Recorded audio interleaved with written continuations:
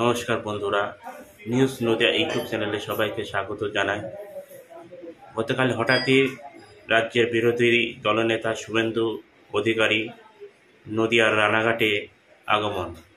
চলুন এই বিষয়ে তিনি কি বললেন একটু শুনে নিন। ইমেজ বিল্ড আপ করার জন্য এই কেসে চার্জশিটও হবে না, কনভিকশনও হবে না। ওকে এসি রুমে রাত্রে কয়েকদিন রাখা হবে পিসির নামে।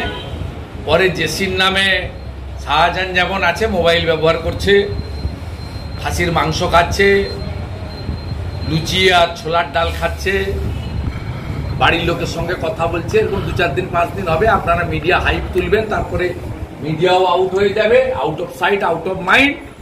দেবাশিস বাবু আবার স্বমহিমায় থাকবেন। Completely eyewash. চার্জশিটও হবে না, কনভিকশন হবে। গোটা রাজ্য জুড়ে যে তিনি অফার হচ্ছেন, সরকারি জব হচ্ছেন, তারপর অনেক পৌরসভা এখনো কিন্তু ওনার কথা শুনছেন না, এখনো পর্যন্ত কোনো উদ্যোগ না শুনবে না। কর্মচারীরা মালিকের কথা শুনতে বাধ্য। কোনো পৌরসভাতে ভোট হয়নি, এই লোকসভা নির্বাচনে প্রমাণ হয়েছে। 69টা পুরসভাতে তৃণমূল কংগ্রেস হেরেছে। এই রানাঘাট শহরে একটা ওয়ার্ডে লিড পায়নি, অথচ এমন ভোট করলেন এখানে বিজেপি মাত্র একটা সিট পেল। আপনি নিজে বিশ্বাস করেন? কোন ইভিএম এ ভিভিপ্যাট ছিল না, এসডিওদের দিয়ে সব ইভিএম চেঞ্জ করে ছাপ্পা মেরে এলাকা দখল করে ভোট করেছে।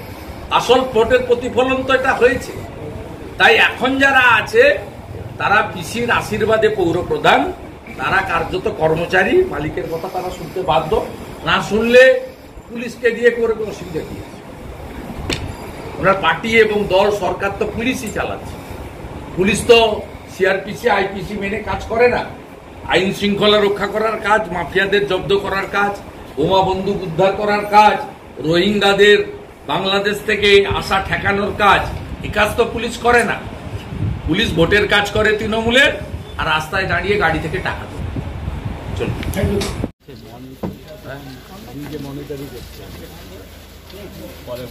না, যতটা সম্ভব না আমরা একদম দিতে হবে। হ্যাঁ ঠিক আছে, লড়াই আমরা দিচ্ছি কিন্তু একদম। আসি 3 তারিখে দেখা হবে। হ্যাঁ লম্বা হয়।